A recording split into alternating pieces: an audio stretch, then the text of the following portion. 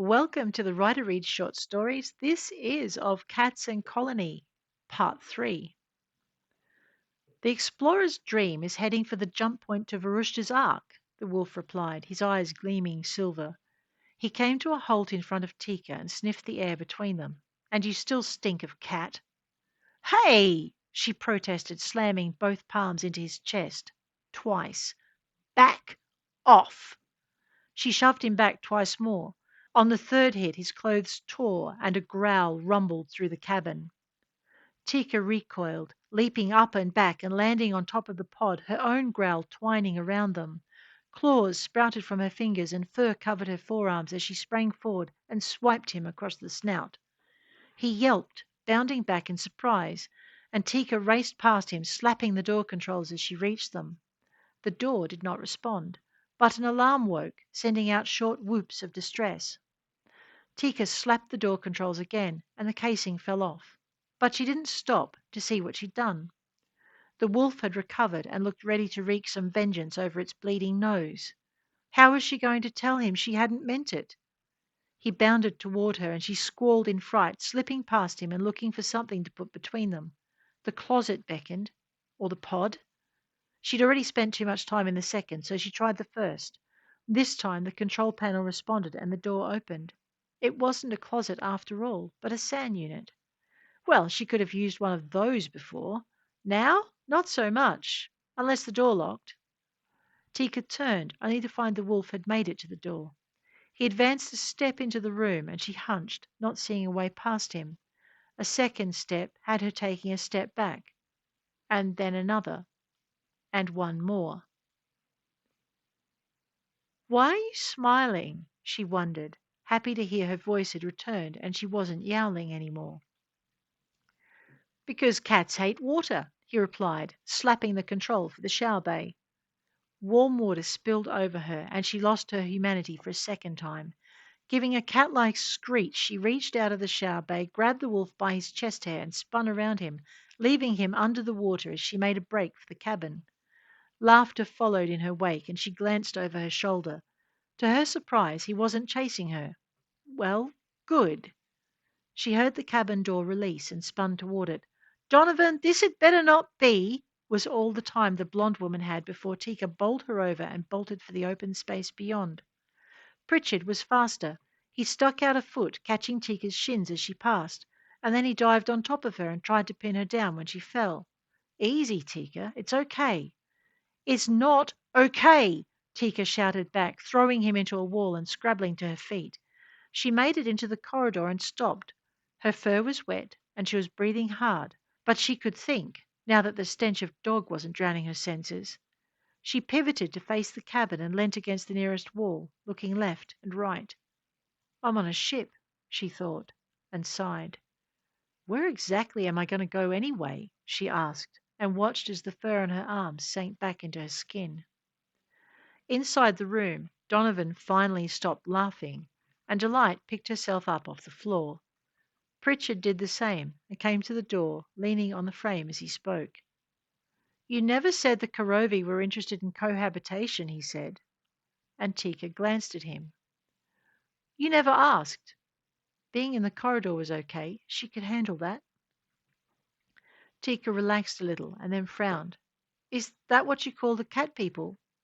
It's what they call themselves.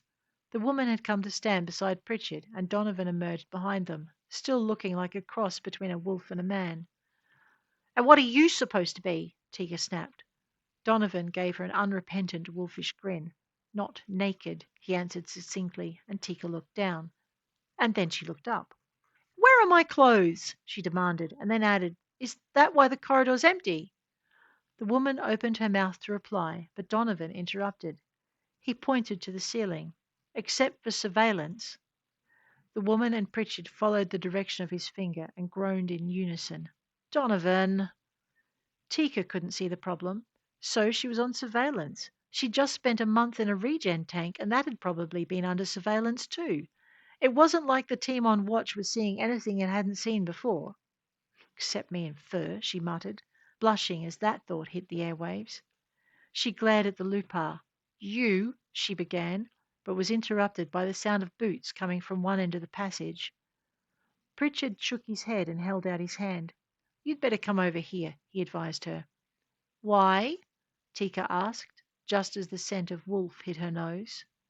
She wrinkled her face and looked toward the 6 men and women advancing down the corridor. The human part of her said taking Pritchard's hand and hiding behind him was a great idea.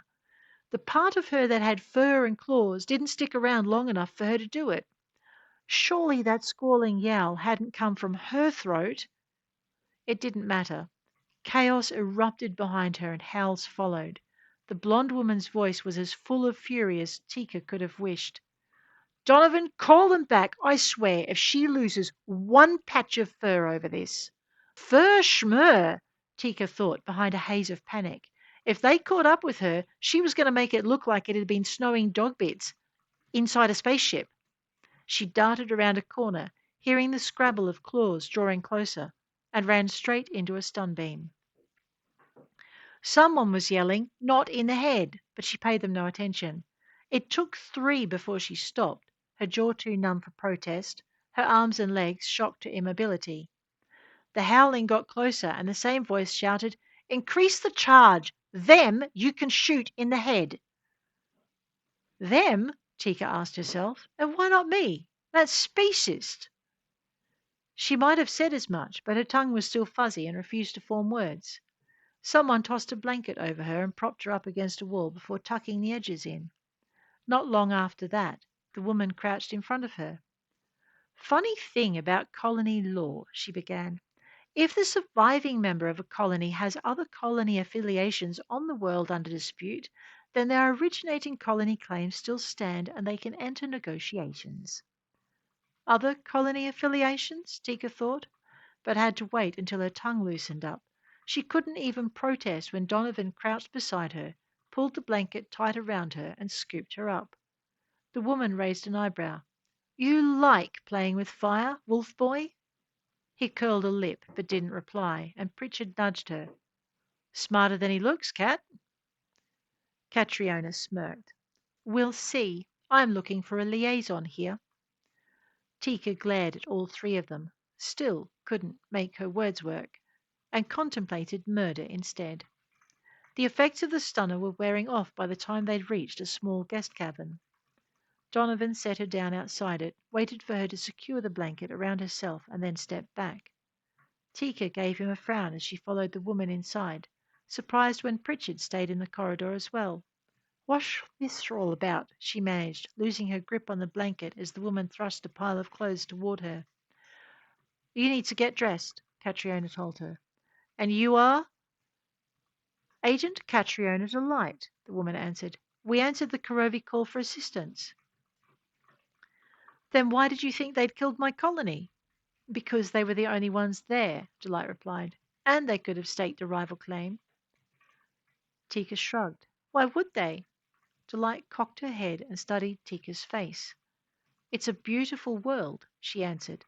"Prime settling, nice biodiversity, good pharmaceutical potential if your reports are to be believed, and the promise of mineral deposits. I can see why the raiders tried to take it." "Have they laid a claim yet?" Delight gave her a slow, sly smile. "They have. Claimed they found the burnt out ruins themselves. We had to prove it wasn't them." "And did you?" The agent gave her a hard smile. "The Karovi have footage of the ship and the shuttles." "So why didn't you believe them?" "Because they're as technologically advanced as we are. They could have doctored the footage. And that is what Croftings is claiming." "Croftings?" Tika's voice shook. "But I used to work for them. Why would they—" "You were one of their top researchers. Are you saying you hadn't sent them reports about your initial findings on this world?" Tika's face colored. "No, I mean, yes." She sighed. "Let me try again. I did send them a report, and I was waiting for a reply. I had permission from the colony leaders since it looked like we could partner with Croftings in the development of a new pharmaceutical. It would have been a real boost to the colony's finances, given us a jump on the 2nd year." Delight took a small machine out of her pocket, glanced at the readings on it, then glanced at the nearest security camera. Holding the device up to the camera, she said, "Told you. Now get yourselves moving or they'll get away. What was that? Tika asked. Lie detector, Delight told her. Reads the nans in your system to verify you're not lying. Did you see any of the traders? Feeling dazed, Tika nodded. Yes. They'd put nans in her system? Is this because of the bite? Delight stared at her. What bite? Tika nodded toward her shoulder. On my shoulder, where the cat people. The Karovi? Tika nodded. They said it was the only way to save me, and they were arguing, and the cub. Oh. Delight's face lost all expression, and her eyes took on a faraway look, as though she was talking to someone else. When they snapped back into focus, she laid a hand on Tika's arm and guided her to the SAN unit. Why don't you get changed while I sort this out? Tika froze. He won't get into trouble, will he? Will any of them? Delight's face gave nothing away. Let me look into it. Now go and change. We're calling a conference with the Explorer's Dream, and I need you on deck and dressed. Go, she ordered when Tika continued to hesitate. This won't take long. Tika went, and when she came out, she was relieved to be clean and dressed and in a room of her own.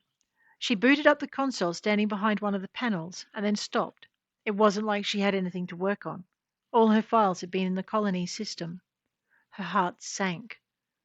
All her research. She slumped in the seat and then brightened. Not all her research.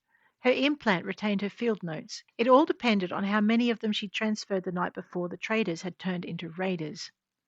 Oh, the agent wanted pictures of the traders. Surely there were recordings still on file? She tapped open the console and typed the command that would allow her to review her implant footage. Now she understood why they'd bombed the settlement. Even if the colonists hadn't survived, the company had wanted to make sure no records survived, not even in the implants of the dead.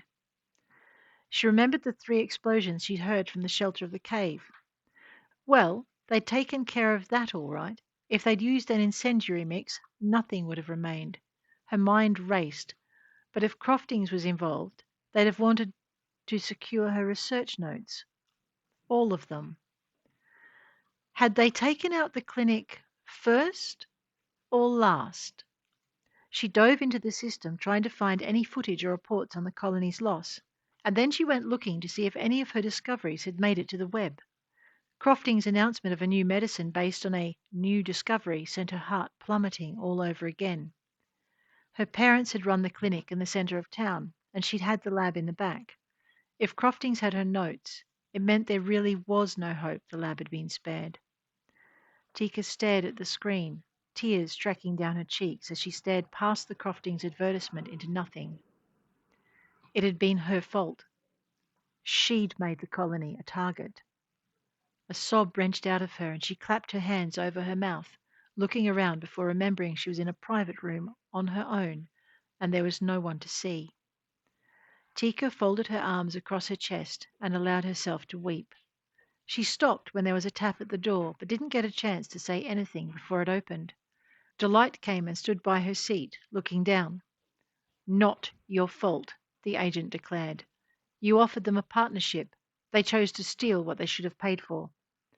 The woman's face took on a grim look. And now we have what we need to nail them.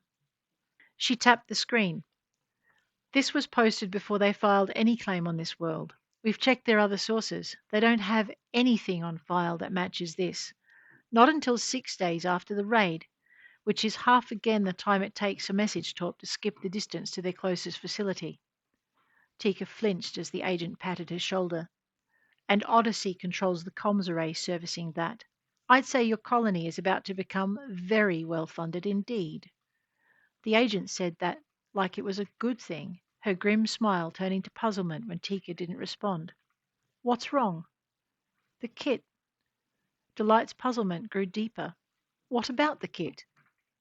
For a moment, Tika wondered if it would be better to not remind the agent of what she'd promised to check. But before she could withdraw her question, Delight's face cleared. The kid's off the hook, although I still say the little demon needs his tail paddled so he can't sit down for a week. And here she glared at Pritchard, as though that event not happening was all his fault. And the male? Might have been in trouble if it wasn't for 2 things, Delight replied. Firstly, he needed to make sure there were enough transgenics in your system for the cub's bite not to kill you by starting a reaction if it couldn't finish. And secondly, Tika asked, their medic was correct. The only way for you to survive the internal injuries you'd suffered during the cave in was to make you a shifter. Tika remembered she'd been a month in the tank. But it wasn't enough, was it? Delight stilled, then shrugged. It gave us enough time to get you into a tank, but because they waited so long, your body couldn't heal the damage, not even as a shifter. So it's permanent. Tika didn't know whether to be happy or horrified. Delight gave her a sharp glance and gestured at where Donovan stood at the door beside Pritchard. Like werewolves, but without that garbage about being tied to a lunar cycle. Donovan looked faintly offended, and Pritchard leant his head against his hand. Delight continued as though she hadn't noticed. Not all wolves are born. Some come about the same way you did. They're made. Tika glanced at Donovan, wondering, and he shook his head. I had fur when I entered this universe, he told her, and I hope to have fur leaving it. Well, that answered that question. And you still stink a cat. Tika's eyes widened. Was the wolf teasing her? Delight followed her look and glared at Donovan, but her wristcom chimed before she could say anything. Now? She murmured, glancing at it. We have to do this. Now? She tilted her head, glancing around to catch Pritchard's eye. He returned her gaze with a solemn nod, and Delight looked at Tika. In the meantime, the agent told her, you are needed in the conference center, since it appears the Korovi require two things from you. Tika's heart lifted to her throat. And that is? Delight's lips curved into a mysterious smile. Come and find out. Tika wanted to protest that she didn't like surprises, but she was also as curious as any cat that had ever been. After all, how bad could it be? Not too bad, she discovered. The first thing the Korovi wanted was to welcome her to the Pride, recognizing her clan and the family that had brought her in. These were gifts she had to accept. We cannot replace the pride that was stolen from you or give you back the form you once had, but we offer you a new pride to match the form we offered to save your life, and we welcome you. There had been no words for that, so Tika had accepted the offered hands and allowed her body to follow theirs in a shift guided by a gentle presence in her mind, the female with the cinnamon fur. How else do you think we knew your intentions were benign? The she-cat asked. I read your thoughts. Had your intentions been otherwise, we'd have left you in the rubble. We're glad you're Pride. Fur flowed through Tika's mind as they returned to human form, accepting the robes held aside to cover their nakedness. We cannot go into the next conclave clad only in skin, one of the other Korovi told her, his mouth curling with amusement. Morrow, as he'd been introduced, was the colony's leader. We're sorry for your loss, had been his greeting, and Tika still hadn't worked out if he meant they were sorry for the loss of her parents in the colony or her humanity. It didn't seem like the thing to ask. Now she questioned him. Why not? Earning a look of amusement from the big male and shock from some of his companions. One of the guards bristled as though ready to avenge the insult. Morrow laid a hand on his arm. Human, the Pride leader explained. Pride, the other snarled, and Morrow had lifted his lips in return. The guard backed down and Tika relaxed. Morrow turned to her as though the exchange had never happened. Humans require clothing for their ceremonies of treaty, and you are the leader of your colony now. He cocked a head at Delight. Should she wear something less Korovi? There's not the time, Delight had snapped, her tone implying it was something he should have thought of. Again the guard bristled, and Delight cocked her head and tossed him a challenging glance. That might have ended badly if Pritchard hadn't intervened. They're waiting, he informed them solemnly, and they followed him to a second meeting room, where a conference table stood before a screen. The screen showed the colonists aboard the Explorer's Dream, Tika's siblings among them. A lump formed in her throat and tears prickled her eyes. She swallowed hard, aware of warmth around her and in her head. She was not alone. To her surprise, Anton's face showed relief, and Valerie looked close to tears herself. Brant, the head of the second wave, gestured they should all be seated and smiled, first at her and then at Morrow. The next 3 hours were the most grueling Tika had ever had to bear. Colonial rights, shares, governance, citizenry, dating, mating, who offered and owed their world protection, precedence. By the end of it, Tika was ready to go furry the second she set foot on the world. She could slide into the undergrowth and vanish and leave them to their so called civilization and its stupid rules. She could. All colonists will learn the art of defense. Morrow's words cut through her thoughts like a hot knife through butter. You mean self defense, Brant argued. No, Morrow informed him. I mean defense. Defense of the home, the colony, and the world. We do not have a standing army, and the universe has fired its first shot across our bows. All colonists should know how to defend against such attacks.